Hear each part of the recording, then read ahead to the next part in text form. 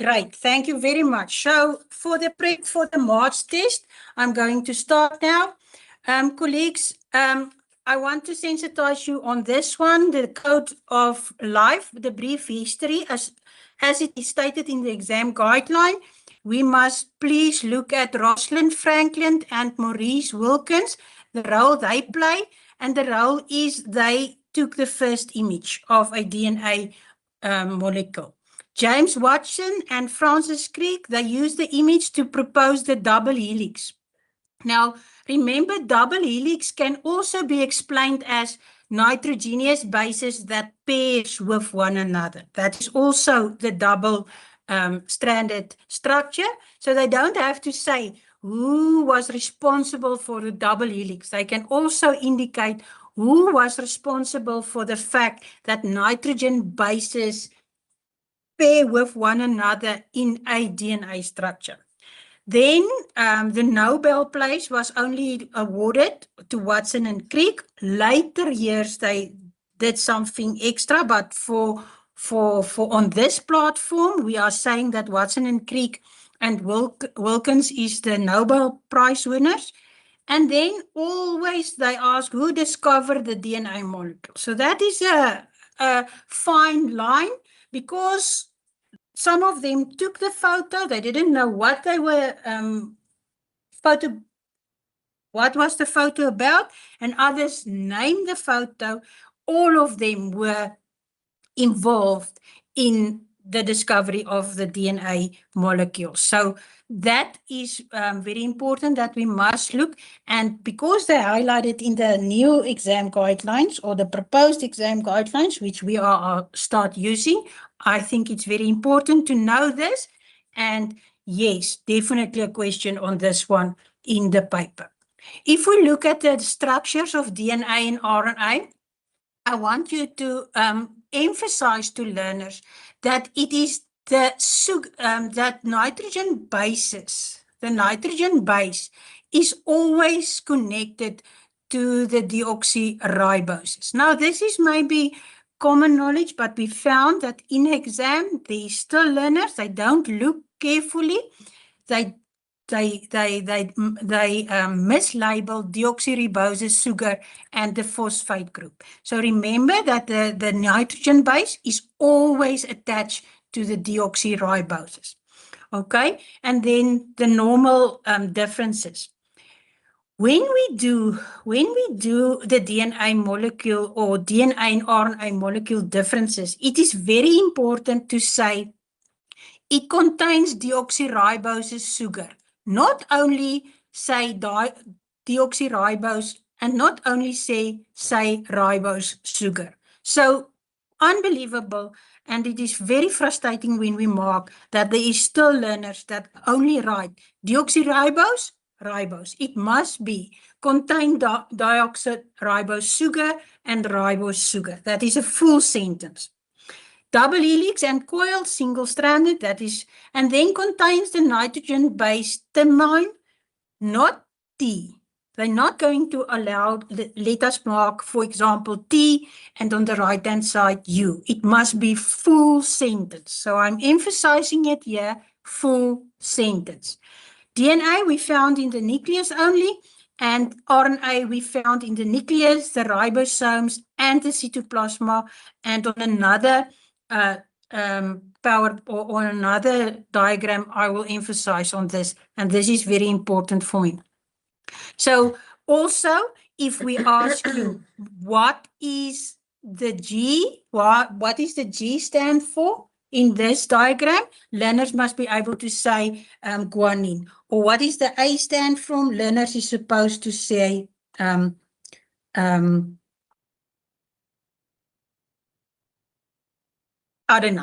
All right, sorry for that. So please let them be able to identify that. When they have to write down guanine or cytosine, especially in a sentence or in a differences, then we use the whole word and not just only one. This is important for me. This is the NB1. I know that you are going to be able to do this. And it's an old question, but look at the difference that I asked. A double-stranded DNA molecule consists of 20% of adenine. So adenine and thymine is equal to 20% because it's a double-stranded molecule. It's a DNA molecule. So if I take 100% minus 20%, I'm left with 80%. So 80% I must now divide into guanine and I must divide it into cytosine. And that gives me 40-40. So now the question can sometimes be, what is the percentage of cytosine? Or what is the ratio? What is the ratio of guanine to adenine? So then they have to say 40 to 20, and remember that the ratio we must simplify, so that will be 2 to 1. Sorry, 2 to 1. All right. So please, this is important. This is an important one. So here is another way that they do ask the question. In this case, they say that strand A is adenine 8, and then they leave out some numbering. And then in strand 2, they leave out also numbering, and they ask, what is the percentage of thymine? What is the percentage of this one in strand 1? So now you must go and look what is happening here. So I'm quickly going to demonstrate it, or maybe someone can give me the answer. I see quickly when I go through the names. Mepanis, you are on the group or also joining the workshop.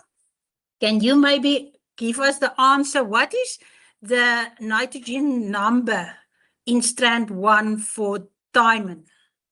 For this one.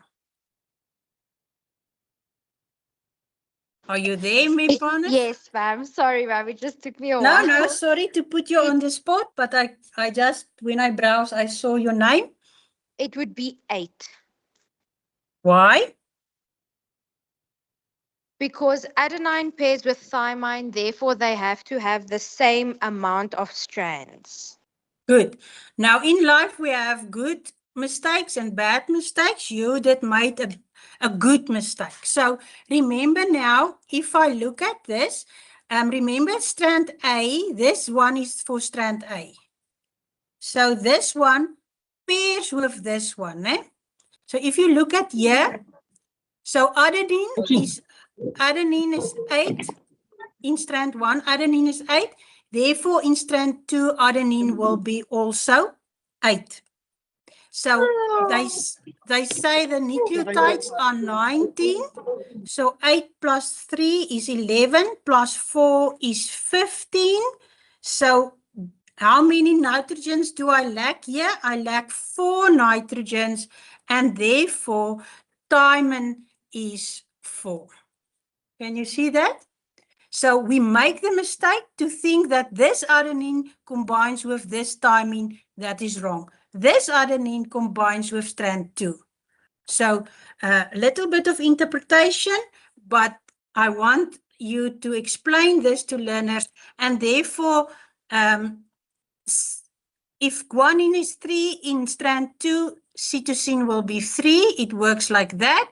And if cytosine is 4, guanine will be 4, like that, because that is strand 1 and that is strand 2. If I put them together, it's not strand 1, adenine and thymine. So it's both strands. So please make sure of this interpretation, and I hope you are. I'm clear in my explanation. Do you understand this one, Mepanis?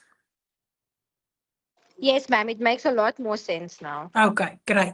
So emphasize this, please. This is a very important one that we must be able to interpret, especially level 6 and 7. All right.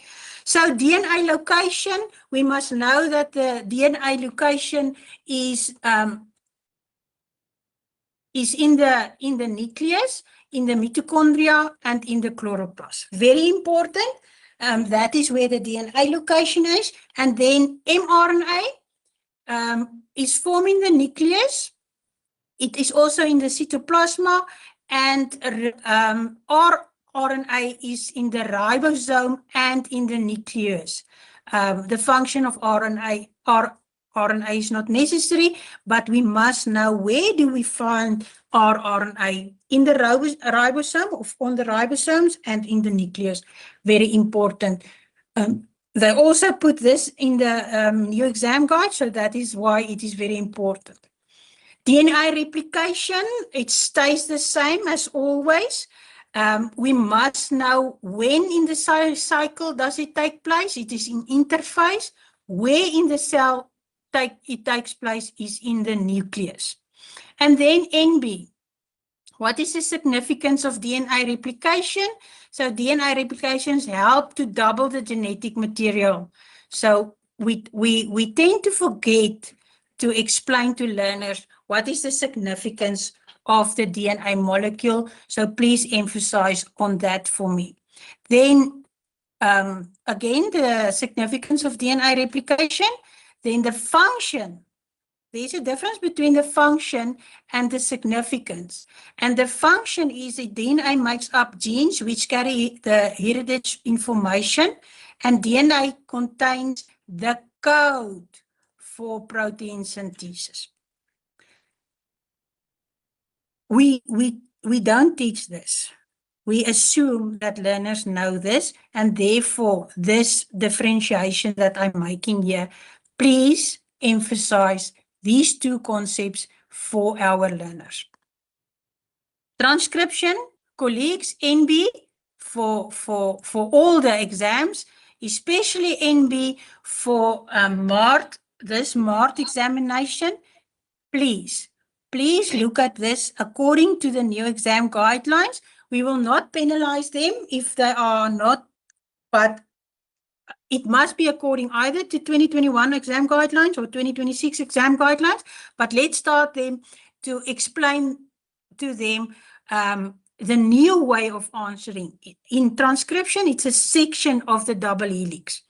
The double-stranded DNA unzap one strand forms.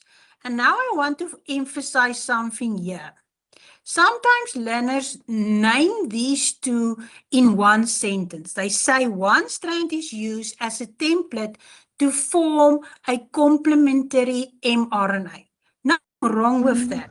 But in marking, it is very difficult. So then there's immediately two marks, but markers may miss this. Therefore, please ask your learners to separate these two marks just to make marking at the end of the year easier for the marker to see the difference. If you put it in one sentence, sometimes it's difficult when to distinguish. They tend to give just one mark, although it is two marks, and although we emphasize on that, it is human mistake that can cost you a mark. So please separate these two marks. Two marks, separate it in your answer. And then we found that the learners doesn't complete transcription with these two sentences. mRNA now has the coded message, and mRNA moves from the nucleus to the cytoplasma. Sometimes they don't give a mark for this. Sometimes this mark is allocated in transcription, but to complete your answer, just write it like that. Translation. Learners cannot answer translation. They cannot explain it or describe it, and neither can they explain it, especially when we have to apply translation in mutations. So now, you know, we cannot ask mutations now in March, but we can ask translation. We can definitely ask translation, and therefore translation is very, very, very important for me. And we must emphasize this. During translation, the tRNA carries a specific amino acid. The anticodon, it's not the tRNA, it's not the anticodon, it's the whole thing. The anticodon on the tRNA matches the codon on the mRNA. Learners still writes when the anticodon matches the codon, it's wrong. 2 marks wrong. Then the tRNA required amino acid. And please distinguish, here we're talking about a specific amino acid, and here we talk about a required amino acid. And it brings it to the ribosome. So it not just say tRNA brings the required amino acid. You must indicate where to the ribosome. All right? And then the amino acids are attached with one another by peptide bonds. And I want you to add this. So therefore, I will definitely know who was listening and who was not listening. They attach it by peptide bonds in a specific order. Amino acids is in a specific order and to form the required protein. So a lot of detail, but it is very important that learners explain it exactly in this way. So it's actually Mahala marks, and it's a level A question if we ask describe translation. It is unacceptable if learners cannot have 5 out of 5 or 6 out of 6. I can understand when we ask the mutation, and then they may explain the mutation using translation. But for description of translation, really this is very important, and this is the way we state it. So make sure that they know the difference on specific amino acid and the required amino acid. And as I say, this is very, very important. DNA replication and transcription, we did ask it in the practical, and a lot of you called and asked what about take place in the nucleus and take place in the ribosome and in the cytoplasma. It's fine. In the case of the practical, it was applicable. Just remember, if they ask what is the difference in process, then we must explain the process. So we must just draw a fine line about that. Straightforward, what is the difference between DNA replication and transcription? But if they specifically ask what's the differences in the process, then we refer to the process where the whole DNA helix unwind, and here we have a short section of the DNA unwinds. Both DNA strands act as a template, only one. DNA nucleotides is complementary. RNA nucleotides is complementary. Okay, this one I want to add is complementary to the DNA. Must be DNA. Sorry, that one I left out. Or they must say adenine binds with uracil and adenine binds with thymine. In this case, they cannot say in DNA replication thymine and uracil, or have the nitrogen-based thymine and have the nitrogen-based uracil. In the practical, we allowed it, but because it's a process, it must indicate the difference of the process. And then NB here, colleagues, and that is that 2 identical DNA molecules forms, not 2 strands. It must be identical DNA, and a mRNA is formed. So that is the differences. Just to emphasize that, because we did ask it in the practical, remember when we said we're trying to predict what is going to be in June, September, and in the end of the year. So please look at that one. Then it is very important to look at these diagrams. And learners must be able to identify the different molecules. In this case, this is the DNA molecule, and the reason for that it is helix. This one is a single-stranded molecule, and this will be your mRNA. So learners must be able to identify that. The process that is taking place here is transcription, because a part of the DNA unwinds.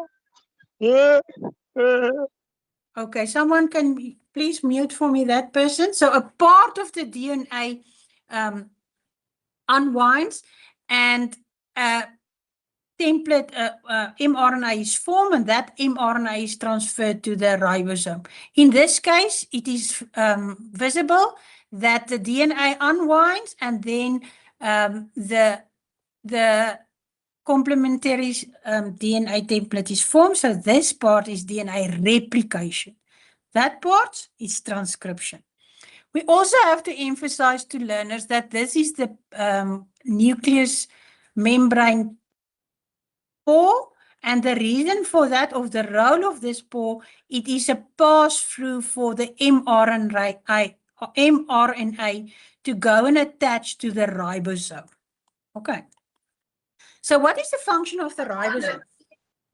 Learners don't, if we ask what is the function of the ribosome, they cannot answer it. And the function of the ribosome is, it is responsible for protein synthesis, or they can say it's the site where translation takes place, but mainly it plays a role in protein synthesis. So we must know this one. We must know also that this is the mRNA because it's single-stranded. This is the tRNA. They must know that. They must know that this part is the anticodon. 3 of this is the codon. This is the codon. And in this case, there are 1, 2, 3 codons. So how many amino acids will they code for? 3. So that is important, but I come into a activity on that also. And then this is a very important one. Learners doesn't know that this dark part in the nucleus is the nucleolus. So they forget to answer that. So diagrams in teaching protein synthesis is very, very, very, very important. All right. So also important, and also important for the MARCH test is to, for example, to say, what is the anticodon of this base triplets, or this codon, sorry, what is the, and then they must be able to say A binds with uracil, uracil binds with adenine, and cytosine binds with guanine. And learners struggle a lot with this. Even in our practical, we pick up that they cannot do translations. They cannot do that. So very important to learn and prepare your learners with a diagram for the MARCH test. Again, there is our protein synthesis with a diagram. This is your whole DNA molecule. This one is a template of your DNA molecule, or this one is DNA, it's a DNA template, and this one is a RNA single strand, mRNA. Can you see this is DNA template? Why? Number 1 is a DNA template because it have thymine. Why is this a mRNA? Because it have uracil and it is single-stranded. So I'm going to say again, this is not, number 1 is not a DNA molecule. It's a DNA template. Number 1 is a DNA template.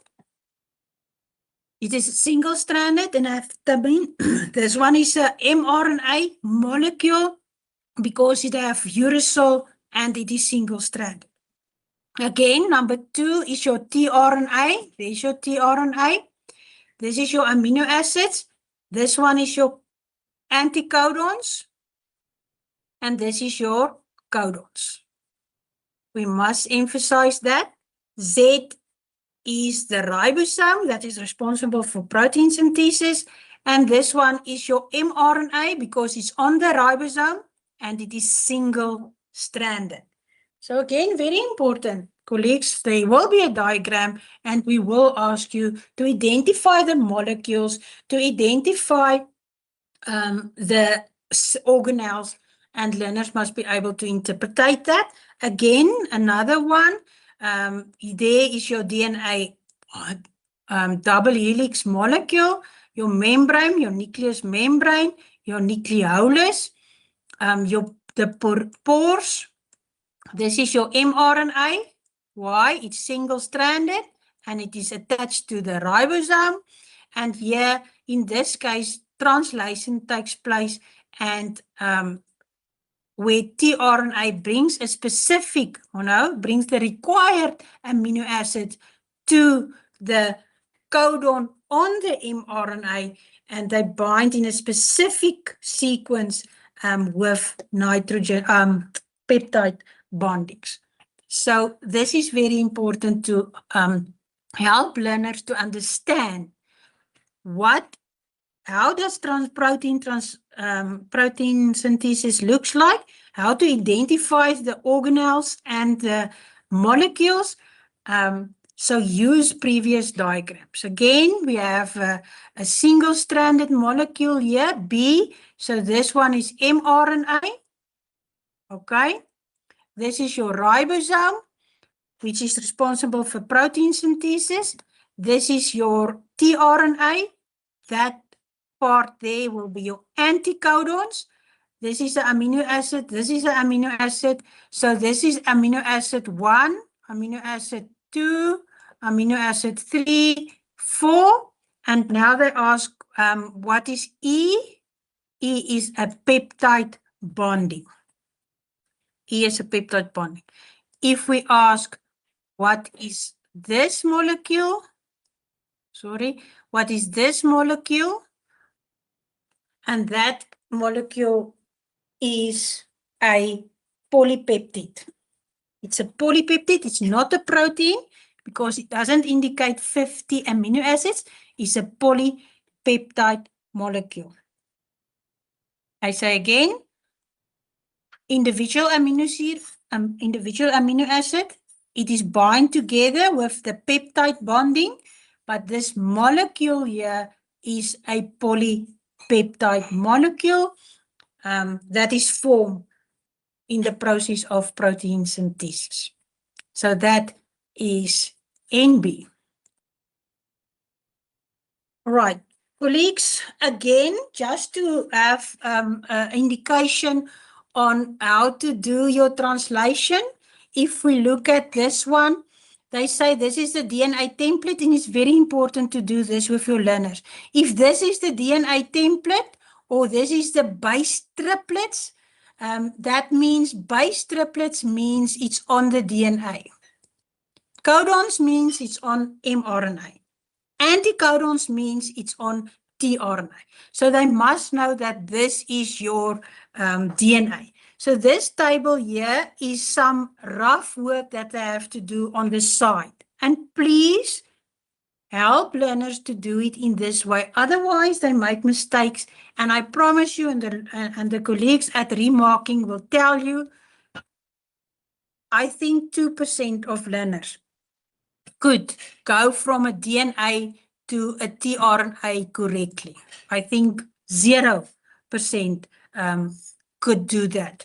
So if we look here, the question is, how many of the following are coded for the DNA template? How many nitrogenous bases are there? If they ask nitrogenous bases, it means you must count 1, 2, 3, 4, 5, 6, 7, 8, 9, 10, 11, 12, 13, 14, 15, 16, 17, 18, 19, 20, 21. And I do it like this because some of them, they think they can multiply. They will say 7 times 3, then they just will write 15. So both ways. But what we do when we have nitrogenous bases, we take the codons or the base triplets and we multiply it by 3. So 7 times 3 gives me 21, or they can actually count them. Then read this question. How many different types of tRNAs are there? Different types. You can see this DNA, will be the same, so it will code for the same tRNA molecule. Therefore, it's only 6. Only 6 tRNAs will be produced here. Write down the mRNA sequence of the triplets number 4 and 6. So I did it in my rough. This is the DNA triplet. What do they ask? They ask the mRNA. So there is my mRNA. So I just go one step down. But we must be careful. Now they ask us, determine the amino acids for triplets 4 and 6. And do you see there, I have to go to tRNA, colleagues. You must practice it by giving your learners activities. What must this learner do? What do I have? I have the DNA triplet. I have the DNA triplet. I must convert it to mRNA. Then I must convert it to tRNA. And then, because I have the tRNA now, I can go to my table. So this is a long way. Sometimes they will say this is mRNA. Then they only have to convert from DNA to mRNA. So it is, first of all, very important to learn or to teach your learners to look at what do they give you, what do they ask you, and what is in this table. Sometimes this table will be DNA. So they give you the DNA triplet and they ask you what is the amino acid, giving the DNA amino acid. So then learners want to transfer and translate and whatever. So if the learner don't understand the concept of this is the tRNA, so I must first go from DNA to tRNA, they won't get the answer correctly. Sometimes this is mRNA, then I have to go to mRNA, to the codon. Very important exercise. Learners must exercise from DNA to mRNA, from mRNA to tRNA, from tRNA, from the anticodon back to the DNA, from tRNA back to mRNA, etc. Vice versa, NB. And it usually counts 2 marks, and it's unbelievable. Even level 7 learners don't get this right because they don't practice and practice how to do this. And they must use a rough work, a table to do that. Colleagues, there is another example for learners. That is why I'm saying this is very important. Also for June, September, and November. This is always in a question paper.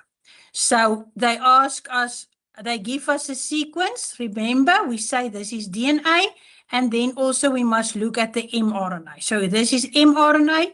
This one is now DNA. So if I have to go to determine the amino acid, I only go from the DNA to the mRNA. Give the DNA triplet for amino acid 1. There's amino acid 1. And they ask, what do they ask? They ask the DNA triplet. This is the DNA triplet. This is the DNA triplet. So what did learners do when they read this? They go and they say AAC and they write UUG because they didn't read DNA triplet. That is the DNA triplet. Now, anticodon of his. So here is his. The anticodon, the mRNA of his is this. That is why I'm doing it in my table. mRNA of his is CAU, and they want the anticodon, and then the anticodon of mRNA is this one. So then I translate. So can you see, if learners doesn't know what is mRNA, what is codon, what is the amino acid, it's a lot of information to interpret and reorganize in a sense that you can come to present your answer. And this is not too difficult. It is practice. We must learn them practice. Nitrogen by U is uracil. Look at this one. A protein is made up of 48 amino acids. How many genes are there? Genes are always 1. How many genes will there be? There will always be 1 gene. So that is important.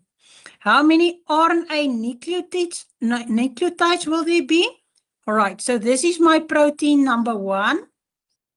So there is my DNA base. My DNA base will, the mRNA will be a complementary base of the DNA. So how many RNA nucleotides will there be? If the protein is made up of 48 amino acids, how many nitrogenous or nucleotides or nitrogenous bases is the same? Will there be 48 times 3? So I'm going to say this again. So nucleotides or nitrogenous bases is the same. How do I determine them? It's the if there's 48 amino acids, I must multiply by 3. Okay?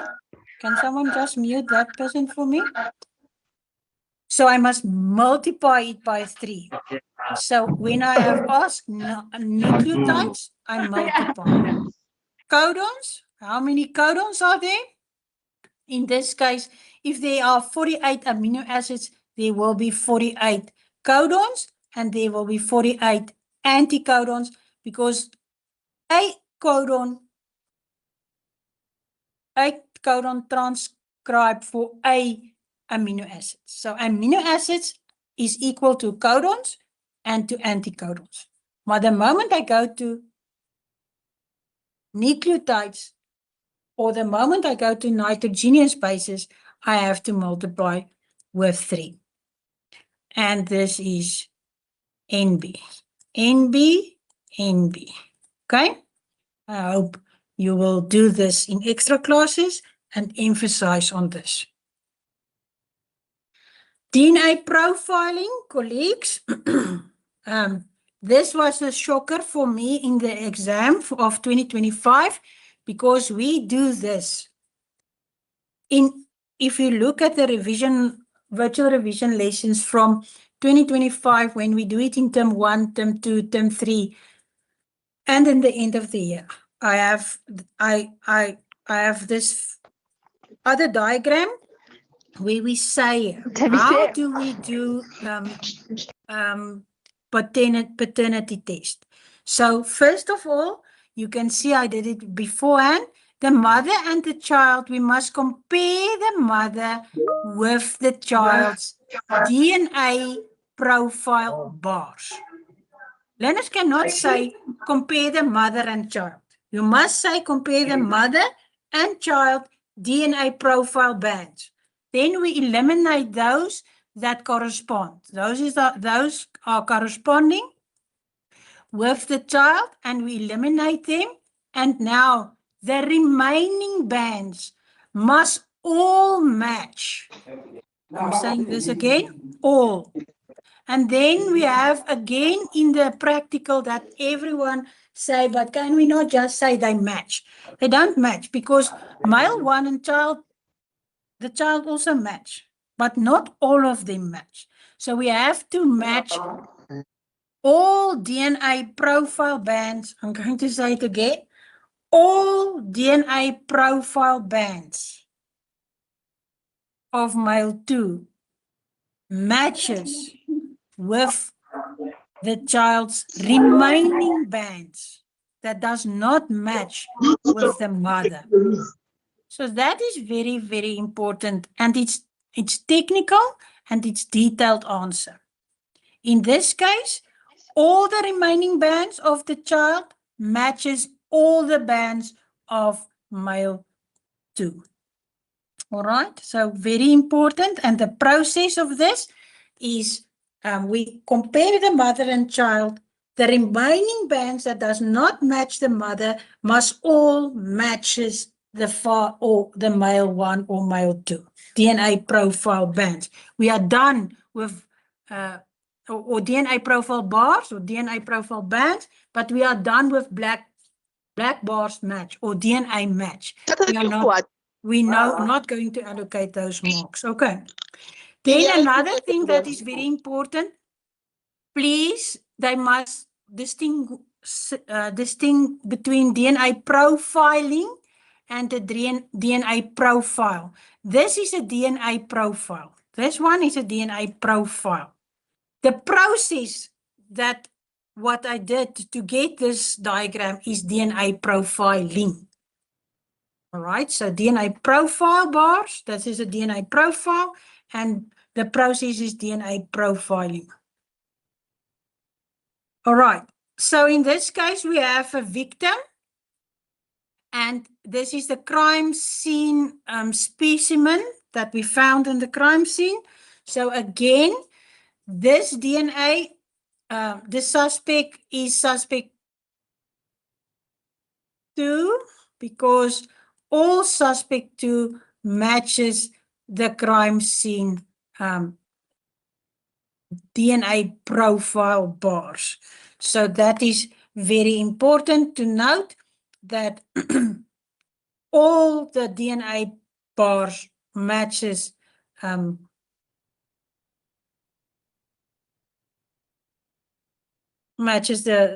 crime scene specimen.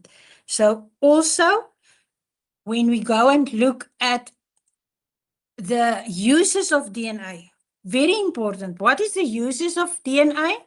And we need full sentence here.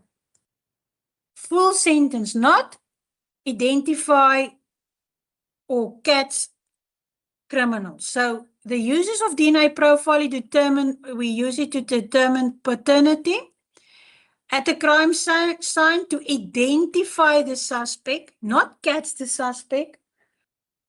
Identify dead bodies. Some of the learners just wrote dead bodies. Identify relatives.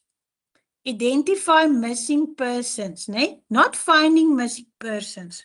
You can ask around to ask where's this person, then you will also find him. Identify missing persons.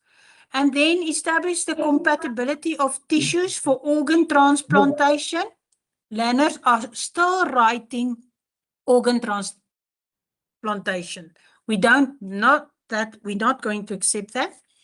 Okay, proof of paternity, how do you do it? We did this one, and it was asked in 2025 examination, and then determine the probability and or cause of genetic defects or genetic disorders, not only genetic disorders. So I'm asking, please, NB, this one, NB, please write out what is the other uses of DNA profiling. Very, very, very important. Full sentences, full sentences.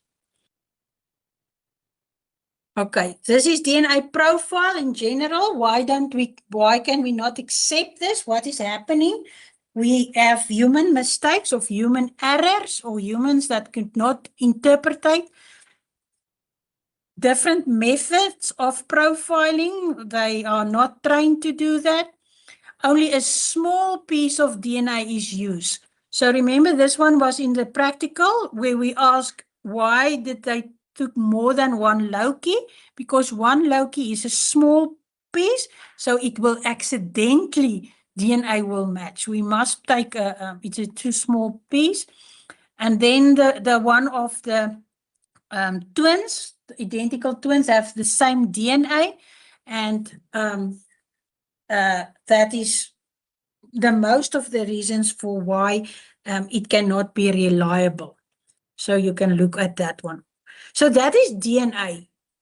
Colleagues, DNA is 21 marks at the end of the year and in June exam, a little bit more in this examination. And it's not necessary that learners must lose. They must learn transcription, translation, and DNA replication. The rest of it, they must be able to take a protein synthesis diagram and apply their knowledge. And a lot of information is given. Precise teaching is given here. Teaching tips is given here. Misconceptions given here. Please, don't let your learners make the mistake. And please convey the message. I will sit there in March or in June SBA moderation, and I will moderate and I will see, but these learners answer the question wrong because teaching was not proper in the classroom. And I will call you. I will call you. Maybe I will call you to congratulate you on good teaching, but I will also call you if you're not, because this is unacceptable. We are failing the learners in the class. Colleagues, meiosis, very important on meiosis. The following, we must know that this is a karyotype. Please differentiate between autosomes and gonosomes. This is the autosomes and the gonosome, chromosome pair 23. That is all that I want to say there. I think that is straightforward. We must distinguish between autosomes and gonosomes. Yes, we do ask this one in the March test. Also distinguish between somatic cells and sex cells. Your somatic cells are usually diploid. They have 2 sets of chromosomes, therefore they are diploid. And sex cells is your gametes. So meiosis, one of the importance of meiosis is it produces gametes. And they are haploid. Okay. So please mute for me that one. Very important terms. Make sure that your learners know this, can explain it, and can apply it when we ask this one. Remember, meiosis is to take the chromosome number and halven the chromosome number to when we go to daughter cells. And it's very important. In this case, we have 1, 2, 3, 4, 5, 6 chromosomes. At the end of meiosis, how many chromosomes are there? There are 3. How many cells are there? There are 4 cells. So that is very important to read. So when we are reading, we must read with comprehension. So my question will be, how many chromosomes will there be at the end of meiosis? How many chromosomes? There will be 3. How many cells?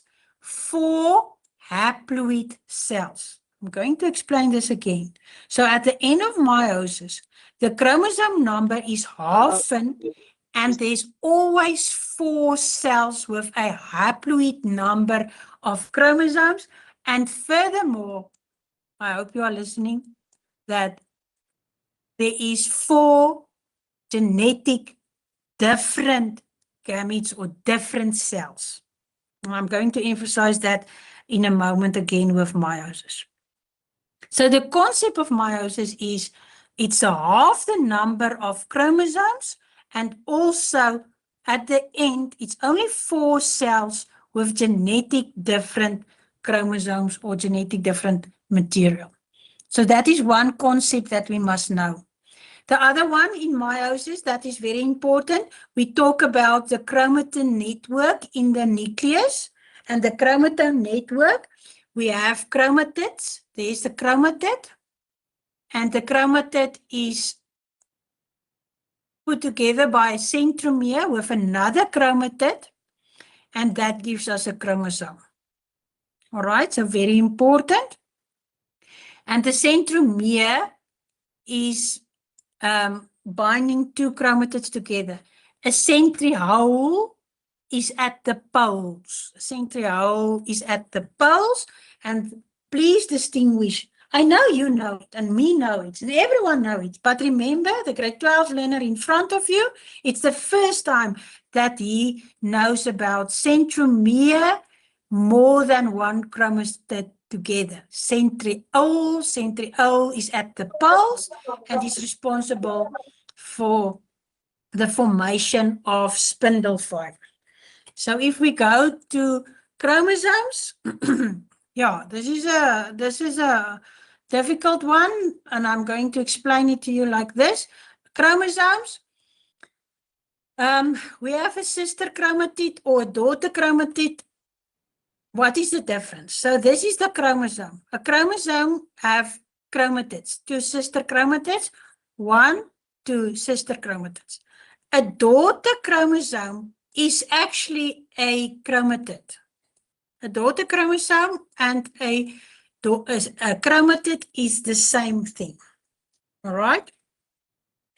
That is the same thing. So please make sure, and I'm going to tell you when are we talking about chromatids and when are we talking about daughter chromosomes, etc. But usually we just talk about chromatids, and chromatids are only visible in anaphase. only visible in anaphase. So let us look at this one. There's my homologous chromosomes. They form a bivalent. This is a daughter chromosome or a chromatid or a unreplicated chromosome. But we must talk, that is wrongly spelled. We must talk about a chromatid, not a replicated. This is a chromosome. This one, this whole diagram here is a chromosome. We're not talking about a replicated chromosome. It's a chromosome. But when it's a single-stranded, a chromatid with a part of the centromere, it's called a chromatid, and we talk about a chromatid. Okay? So please, let us emphasize on that. So there's my chromatid, there's my chromatid, there's my chromosome, 2 chromosomes are homologous chromosomes, and homologous chromosomes have, what is homologous chromosomes? Very important that homologous chromosomes, one of the chromosomes are coming from the mother, and another one is coming from the father, and they end up inside the cell during meiosis, all right? What is the characteristics of this homologous chromosomes? Colleagues, the characteristics is shape, it have the same shape, not structure. Structure is wrong.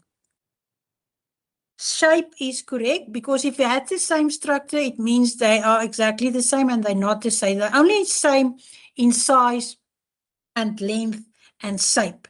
So that is that one. The position of the alleles, the same position of alleles, not the same alleles, just the same position of alleles. Genes coding for the same characteristics, not same genes.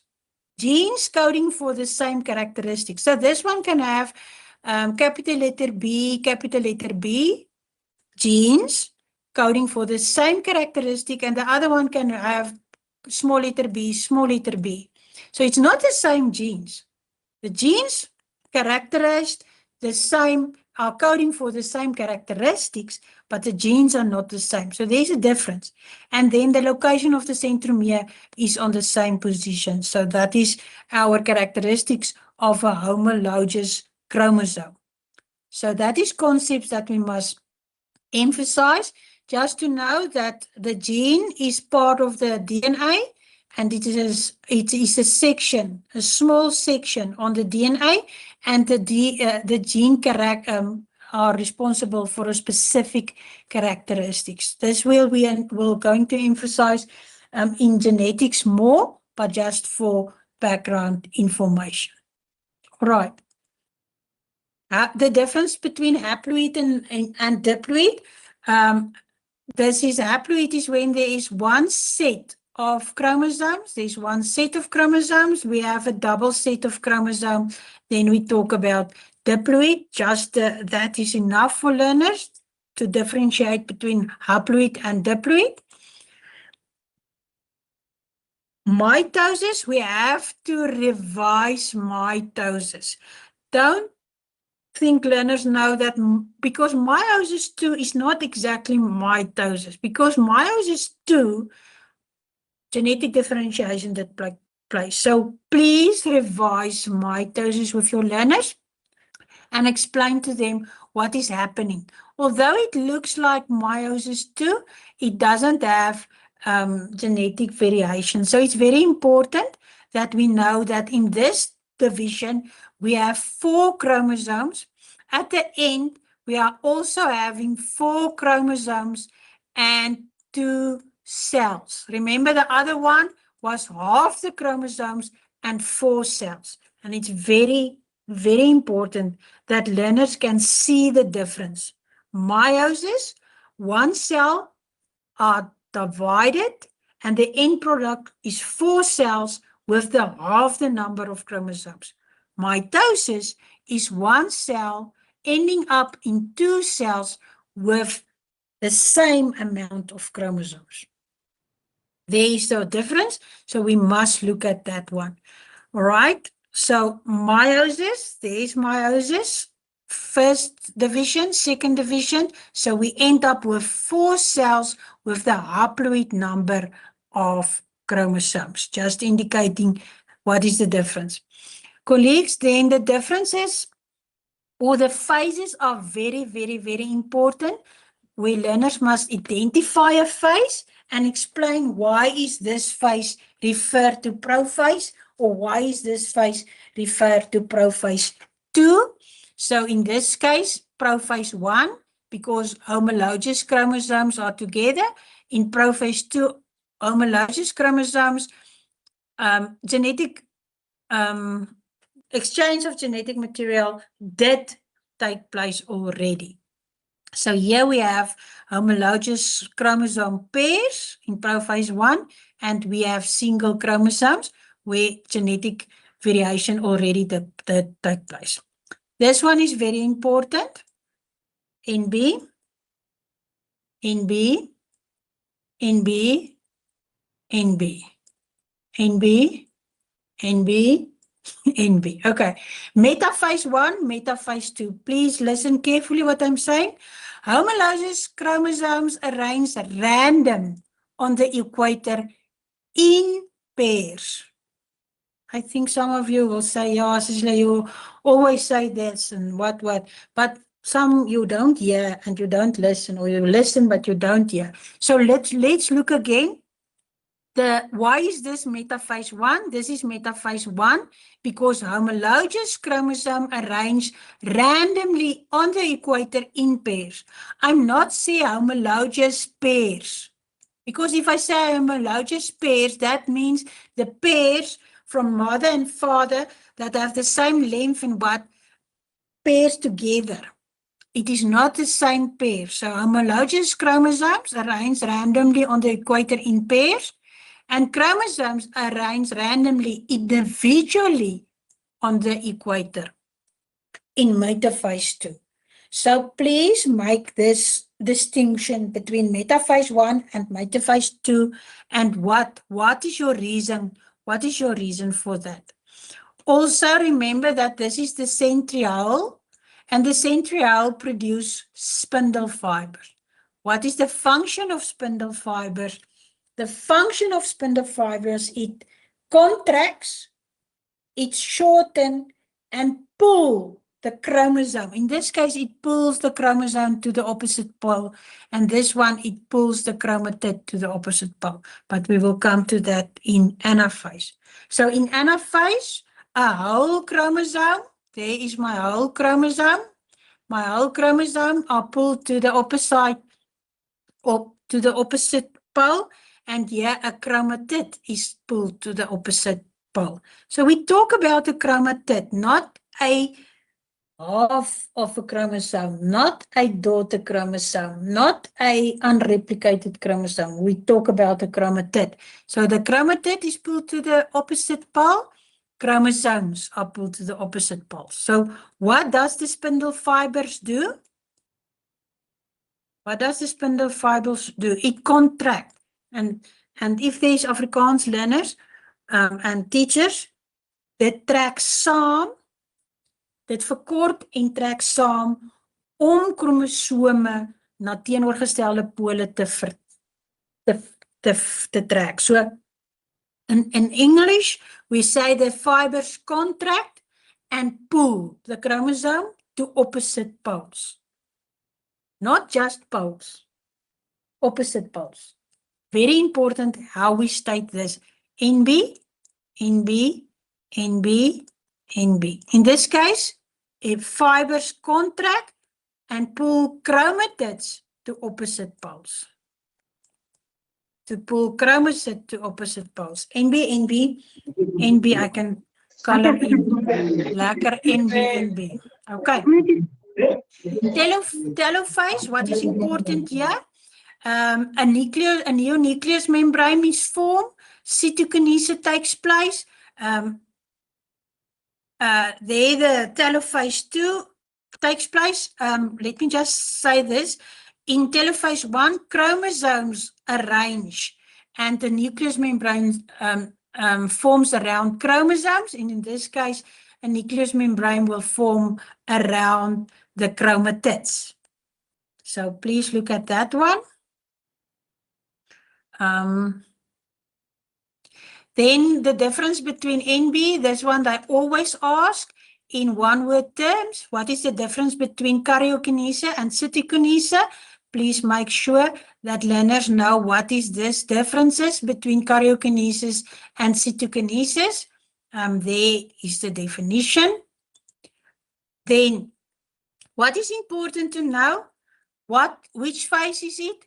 How many chromosomes? How many centrioles? How many chromatids? How many chromosomes at the beginning of meiosis? Is this a human somatic cell? Whatever, give reason. So if we look at this one, just for example, if we look at this one, how many chromosomes are there? 1, 2, 3, 4, 5, 6, 7, 8, 9. So there's 9 chromosomes. How many chromosomes will there be? For example, if this is a cell, I can ask how many chromosomes will be there at the end of mitosis. The end of mitosis, it will still be 9 chromosomes. How many cells at the end of mitosis? 2. But if I ask, this is an example of metaphase. Let us say this is an example of metaphase 2. How many chromosomes will there be at the end of meiosis? 9, because it's metaphase 2. How many chromosomes were there in the beginning of this meiosis process? 18. So please make sure that you know this. How many chromatids are there? If we count them, 1, 2, 3, 4, 5, 6, 7, 8, 9, 10, 11, 12, 13, 14, 15, 16, 17, 18. So 9 chromosomes times 2 chromatids give me 18 chromatids. So they can ask that. How many centrioles? 1, 2, 3, 4, 5, 9 centrioles, etc. Is this a human somatic cell? Is this a human somatic cell? No, because it doesn't have 46 chromosomes. Is this a human gamete? No, because it doesn't have 23 chromosomes. Not just no or yes, you must explain why is that the reason. I hope that is clear, and I hope you emphasize this to learners. It's very important so that they can know these things. Very important. Right, non-disjunction on chromosome pair 23. Please, not only on chromosome pair 21, what happens, explain to learners what happens when a gonosome does not separate. So we have a ovum with 2 X chromosomes. When fuses with a normal gamete with 1 A chromosome, it results in an XXA zygote. Just non-junction. Also practice it with applicable on the gonosome, as it was in 2025 examination asked.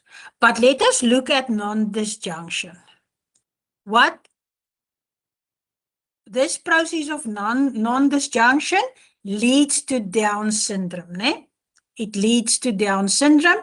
So it's still a very important process to explain in life science, and that is NB. And always, some way, I don't know why, learners get this wrong. So let's look where the common mistakes are. Because non-disjunction, explain non-disjunction is a level A question, but learners does not do. So we can say it happens in anaphase 1 and 2. You can just say in one sentence, it happens in anaphase 1 and 2. Whereby non-disjunction of homologous chromosomes does not separate the chromosomes, or in anaphase 2, where non-disjunction chromosomes does not separate chromosomes in chromatids. So here we are moving from chromosomes to homologous chromosomes to chromosomes, and here we are a single chromosome that must be divided into chromatids. So if you want to put it in short, we will say anaphase 1 and 2 non-disjunction happens on chromosome pair 21, where homologous chromosomes does not separate, or chromosomes does not separate. During anaphase 1 and 2, non-disjunction occurs, resulting in homologous chromosomes that not separate into chromosomes / chromosomes not separating into single chromatids. Where does this happen? On chromosome pair 21. So what does Lerner say? They say non-disjunction takes place at 21, or non-disjunction takes place at chromosome 21. It's not chromosome 21, it's chromosome pair 21. This leads to the formation of an abnormal gamete with an extra copy of a chromosome. If they say this is a female, you must indicate that it is, if they say in the beginning, this is a meiosis in a female, then you must mention that the ovum have an extra copy of a chromosome on pair 21. If this fuses with a normal gamete, which will be in this case a sperm cell, it will result in an abnormal gamete or zygote, which have an extra copy of chromosome pair 21, and it leads to Down syndrome. So I'm saying this again, very important, very important, very important, very important. During anaphase 1 and 2, not anaphase 1, not anaphase 2, 1 and 2, or during anaphase, remember to refer to 1 and 2. On chromosome pair 21, the chromosomes, homologous chromosomes fail to separate into chromosomes / chromosomes fail to separate into chromatids, leading to a gamete. If the example refers to a female, then you must say an ovum with an extra copy of chromosome 21. And when it fuses with a normal chromosome, a normal gamete, which is a sperm cell with 23 chromosomes, you must indicate 23 chromosomes, it will result in a zygote with 47 chromosomes, or a zygote with an extra copy at chromosome pair 21. Very important. But Lerner doesn't get the opening statement. They cannot say homologous chromosome cannot separate in chromosomes, and chromosomes cannot separate into chromatids. They struggle a lot to say this. Very important. The role of meiosis in variation, NB, colleagues, very, very important, very, very, very, very important. So during prophase 1, crossing over takes place, not crossover. Crossing over takes place. During prophase 1, crossing over takes place. What is this? Homologous chromosomes forms a bivalent, or they come together. Non-sister chromatids cross over at the chiasmata. So non-sister chromatids or adjacent chromatids, not chromosomes overlap. It's specific, non-sister chromatids or adjacent chromatids cross over and exchange genetic material, and now it results in 2 genetic different chromosomes. Learners don't write this last one. So what happens there? Homologous chromosomes forms a bivalent, or they come together. A bivalent is when they are together. At the point of the chiasmata, non-sister chromatids or adjacent chromatids cross over at the chiasmata. Genetic material is exchanged, and then afterwards we have 2 genetic different chromosomes. NB, NB, NB, NB, NB. Do you think that's enough NBs so that you can know that this is NB? So this is the first part of meiosis during prophase 1. The other part is where it's random arrangements of chromosomes when during metaphase. Sorry for this, but let me try and write it neatly. Metaphase. It's metaphase where homologous chromosomes arrange randomly on the equator during metaphase 1 in pairs. Can you see? In pairs. Pairs is at the end. And single chromosomes arrange randomly on the equator during metaphase 2. That causes another form of genetic differences. And this form of genetic differences is genetic different gametes. Okay. I just want to show you here something. In this case, where crossing over took place, we have genetic different chromosomes. We have genetic different chromosomes. But during random arrangement, we have genetic different gametes. NB, very important. During crossing over, I'm going to say it again, excuse. During crossing over, we have genetic different chromosomes. During random arrangements in metaphase, we have genetic different gametes.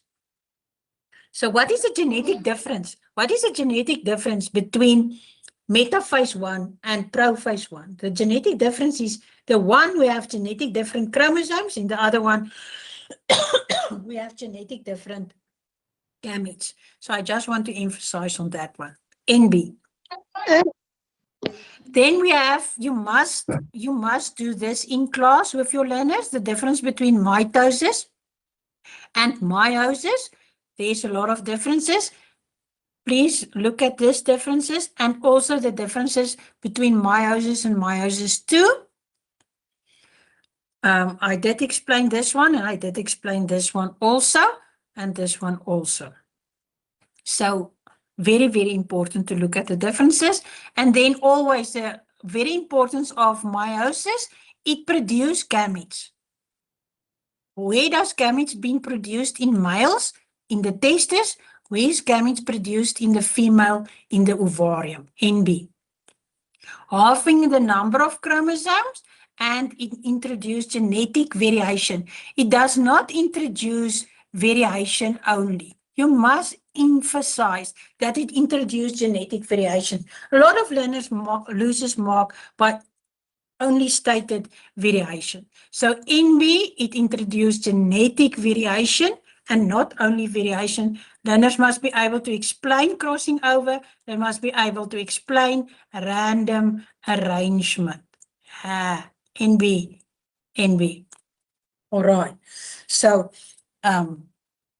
those of you that have contacts with me now, ask her, I want a touch screen so that I can write neatly on my PowerPoints. All right, colleagues, I hope you take notes of the NBs that I put there. Very, very, very, very important. Very, very important. Right. So, reproduction strategies in vertebrates. I just want to make one, I just want to ask, Ntate Ramakonopi, are you on the meeting? Yes, I am, Cecilia. Thank you. I know you were there. My best friend is not on the meeting, but okay. Thank you. And Ntate, please come in anytime when I say something that is not according to paper 1's standards. You all know I'm still learning, and I did ask Ntate Ramakonopi earlier this day to clarify something for me, and we will come to that. Okay, so when we look at reproductive strategies in vertebrates, this is what we have here, and this is just according to the new way you are marking it. Please, NB, these two terms you must teach your learners for the March test, for the June exam, for September exam, also for the end of the year. All right, and Okay, I will come to the amniotic egg just in a minute. There's a separate slide on that one. Let us look at the definitions. The embryo received nourishment from the placenta and are protected by the uterus. Ovipary, embryo in the egg, and it is laid outside the female body. And the ovivivipary embryo is in the egg inside the female body. And that is the difference. And that is what we must emphasize. And that is also NB for the test. And then, colleagues, we have this differentiation between precocial and atricial development. And I want us, this is a familiar slide. We did this a lot of times. Also, we have this one in the December exam, where they did make a comparison between the amount of yolk and parental care between this one and this one.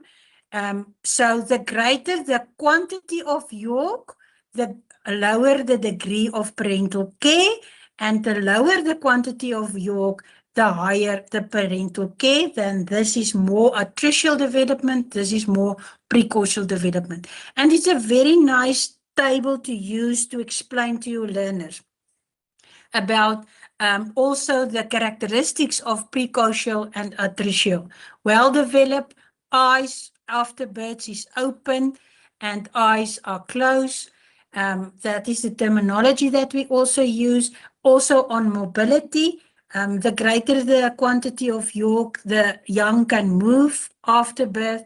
Young have limited ability. So please apply these characteristics to precocial and atricial and make them aware about the relationship between yolk and development.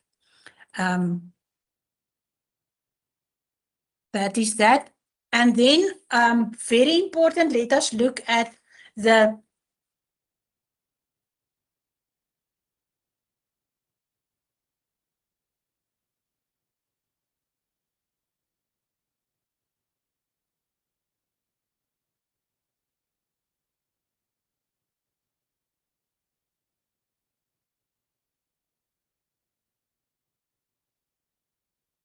Ma'am, you muted.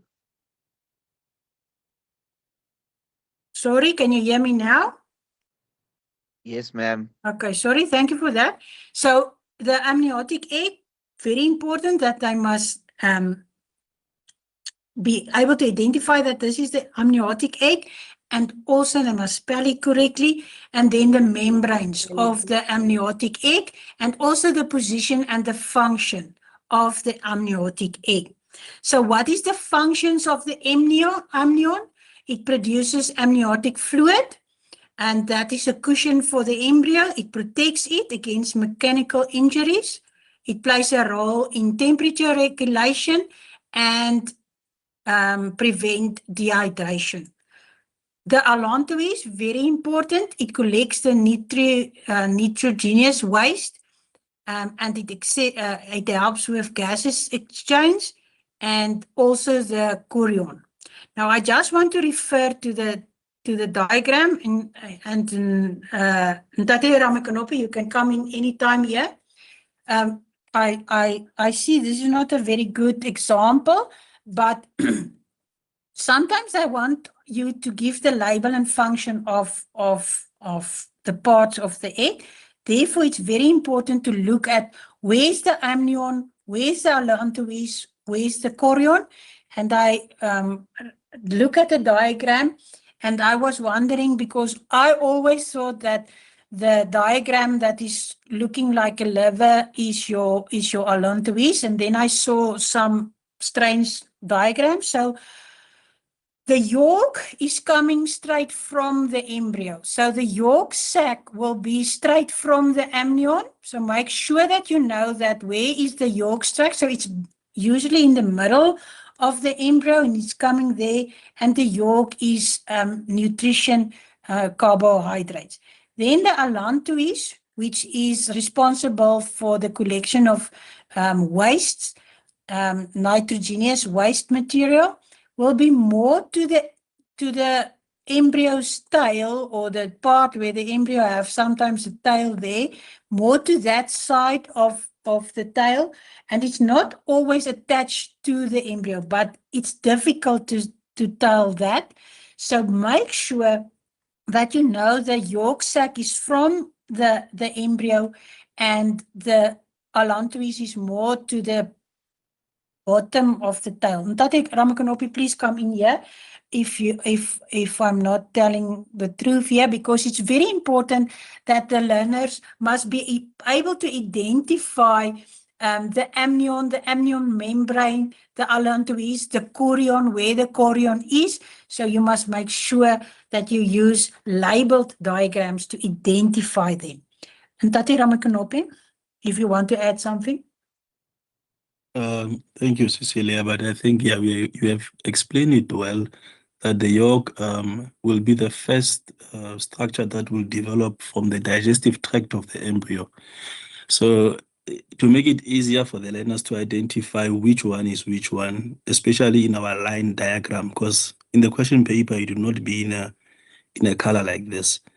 Yeah. So the structure that is more closer to the head will be the yolk sac, and towards the tail of the embryo, then that will be the allantois. Thank you very much, and I hope all of you take note of that one. And that is a very important differences and the teaching tip that that Ntate Ramakanopi shared with us. Colleagues, that is that. And myself, if I look at this, that is why I asked some questions today earlier to Ntate Ramakanopi. I realized that I could not distinction between amnion and chorion and allantois and yolk sac, and I sometimes it looks straightforward, but it is not straightforward, and it is a question that they do ask in the examinations. Then again, please come in whenever you feel like it and want to add something. I will appreciate it. Human reproduction. When we look at the male reproductive structure, of course, the labels is important, and I want to sensitize you to look at the urethra, and also this one. I pick up that they sometimes ask, what is that? That one is from the kidneys, and that is the ureter, and the urethra. And teach them to make a difference between the compost or the fluid that is the difference between the fluid in this part. So that one will only have urine, this one will have urine and semen. Then I was made aware that in the new exam guidelines that they refer to the functions of the prostate and the functions of the corpus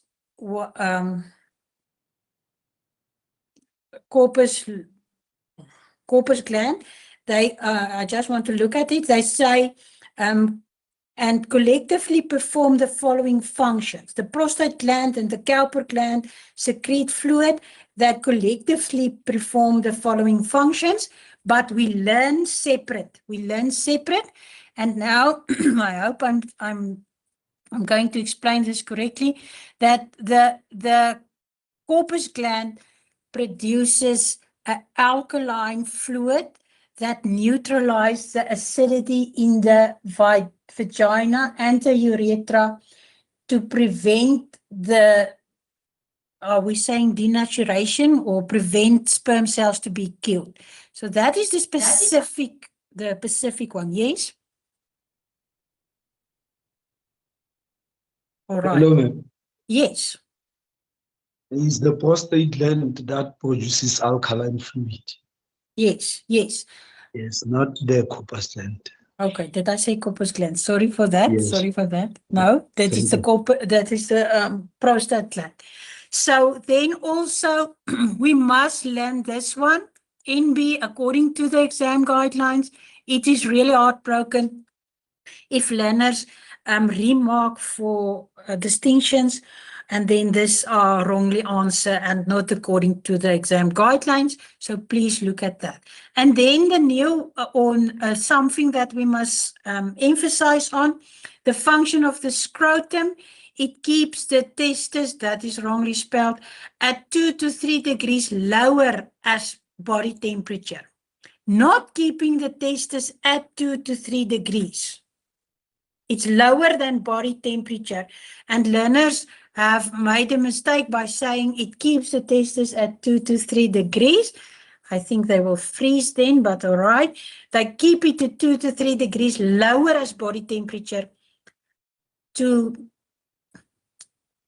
produce maximum sperm production and healthy sperms for fertilization. I hope that was correct. Then let us look at this one. The prostate gland, and you must be sensitive on this because in the DBE textbooks it's wrongly stated. The prostate gland produces an alkaline fluid that neutralizes the acid in the urethra or the vagina, which can kill the sperm cells. And seminal vesicles, it produces a nutrient-rich fluid that produces energy for the sperm cells to move. And the Cowper glands also produce a mucus that helps with the movement. So please do your homework about the differences and correct this, because in the DBE textbooks this is wrongly stated in the DBE textbook. Anything else on the glands? Thank you, Cecilia, on that one, especially when in relation to these 3 glands, the prostate, the corpus gland, and the seminal vesicle.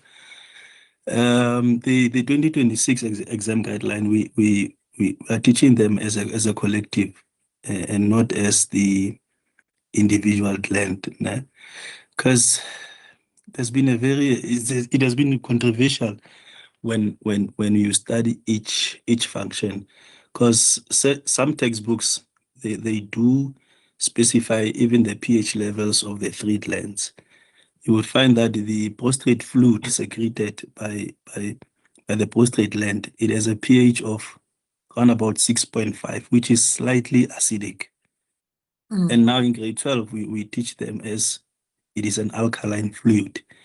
You see, now in examination, I like the 2026 exam guideline where now we have to, address them as a collective instead of an individual function like that, because sometimes it causes problem, especially to those level 7 learners who will go beyond the grade 12 textbooks to study other high-level textbooks. But asking them individually can mislead the candidate or can mislead the marker like that. I think it's the best way to rely on is on the 2026 exam guideline. Yeah. My only because they didn't formally introduce that, we are start using it. But I hear what you say, and I also saw they are moving away on asking individually what is the prostate gland, the function of the prostate gland, and what is the function of the Cowper gland. So I think that is the reason why they put it in 2026 as collectively we are teaching that. But I don't think I don't think it's a mistake to differentiate, but definitely this is the functions of the glands then. Yeah. All right. So Cecilia, to take you back, can you go just to the differences between the altricial and precocial development, the summary that you had? Yes. Yeah, that was a great summary. No. Yeah, Yes. I just want to add on, because candidates do lose marks when they don't state that at birth or when they hatch that these characteristics happen. Like for example, you say eyes after birth they are open, and then eyes after birth they are closed. Candidates just indicate that eyes are open and the other one eyes are closed. Emphasis must be paid on after birth or when they hatch. that these things, they happen. When they hatch, they are born with feathers, or when they hatch, they are born without feathers. And I see they're naked. We don't use the word naked. We'll say they are born without the feathers. They're not necessarily naked. Same as the opening and closing of the eyes. They are not blind, but the eyes are closed when they are born, or the eyes are open when they are born. Okay, that is very important, and thank you for that contribution. So after birth, we must use after birth also in case of feathers. After feather. birth, they have feathers. After birth, without They can feathers. walk. After, when they are born, they can walk. When they are born, that emphasis to distinguish between these two types of Good. reproductive strategies. Yeah. All right. Thank you very much for that input, and I think it's very important. I'm making a note that I also will make notes on the revision guidelines on this one, because I think it's important. Thank you very much for that. Colleagues, we were last, I think we were, where were we? On the glands, and we that is the function of the glands. If we look at the female reproductive organ, again, the labels are very important. Also emphasize that the fallopian tubes are the site where fertilization takes place. And what is fertilization? It is when a haploid nucleus of a ovum fuses with the haploid nucleus of a sperm cell to form a diploid zygote. That is very important. We are not going to do hormones in this for this test. We only focus on reproductive organs of the female and the male, and of course the forming of gametes, spermatogenesis and oogenesis. So in this case, we also have to look at two labels. And the labels that we are doing is the cervix. The cervix is responsible, or it forms a passage for the fetus during birth, and it secretes mucus, and also the vulva, and it's in the exam guidelines. So we must teach it to the learners. It's the external opening of the vagina. So that is NB to note, and to also to teach to learners in the class, and they must differentiate on where that two is, labels are. So that is the definition of the structural of the female reproductive system. We must do oogenesis, very important, as stated in the exam guidelines. It is very, very important to learn that. As spermatogenesis, that is a straight level A question. We can look at the uterus, the function of the uterus. The uterus houses and protects the embryo, and also how the uterus is adapted for this function of housing and protect the embryo. So it's hollow, it has the protective membranes, and it can, it's flexible, so it can expand to let the embryo develop. So we must emphasize on the parts and how the parts are adapted and what is the function of these parts. So if we look at the uterus, it is hollow, provides space where the fetus can develop. Strong muscular layer protects the fetus, and the endometrium is rich in glands and blood vessels. I think they will say that it is. Am I right if I say the uterus become more granular and vascular, and therefore is more thickened to prepare for implantation? I know there's something about the adaptations. It's thick because it's granular and vascular, so implantation can take place. All right, so that is what we must focus on when we do the female reproductive system. And last but not least, NB is the diagrams of, Sorry, Cecilia. Yes, Still yes, on the yes. endometrium, please. Please. The structural adaptation, yes, it is vascular and it is glandular. Now, when it is influenced by estrogen and progesterone, then the thickness or of the endometrium increases. Then it becomes even more glandular and more vascular. And Yes. our candidates, they don't mention that, they don't quantify the levels of the endometrium when they are influenced by estrogen and progesterone. So that is very important when estrogen is there, and then when progesterone is there, then it becomes even more All right. vascular and even more glandular. Thank you. Yeah. Thank you for that. Then the last but not the least is the structure of the gametes, the sperm and the ova. It is very important to be able to label it. Also be able to draw it. Remember, when you do a drawing, it must be having a heading and your labels must be correct. And we found that labeling the ovum, they cannot label it. So there's the nucleus. We can indicate it's the haploid nucleus, the cytoplasma, and the jelly layer. I think the jelly layer is to prevent dehydration, if I'm correctly. And then also the functions of the acrosome is it have enzymes to penetrate the membrane of the ovum. The neck consists of mitochondria. The mitochondria uses nutrition during cell respiration to release energy for movement. So I will say that again.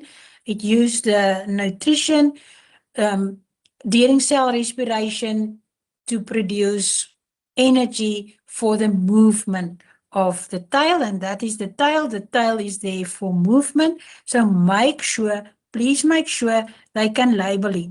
Please make sure that they can draw it. Please make sure that they can give the function of each of these parts. Anything to add here, Ntate Ramakanopi? No, Cecilia, it's okay. Thank you. Thank you very much. Colleagues, I am at the end of this video. I'm going I did record it. I'm going to make the video. I'm going to send the video to you. And please, those of our colleagues, look at the videos, make sure that you understand it and facilitate it with your learners in the classroom.